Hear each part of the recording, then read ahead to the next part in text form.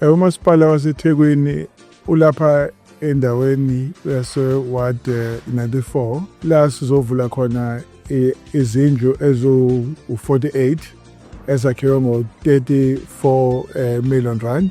These are beautiful housing units. Kuzohlala abantu bebekade behlala endaweni eyama-hostel, behlala nabathathu. Kuzothi kungaqedwa sibafakela, sibakhiphe laba abasasele, sibafake kade kuhleli khona laba kulindela, siphinde sidevelophe le ndawo abahleli kuyona. Njengoba senze u-48 units, so besuka la sisenza omunye u-96 units.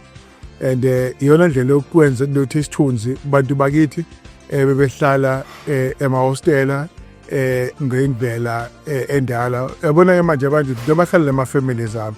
These are rental stock, I must say that, because kuse hostel and bayiphathe kahle, so balekelele ukuthi bayigcine lezi ndawo zihlanzekile.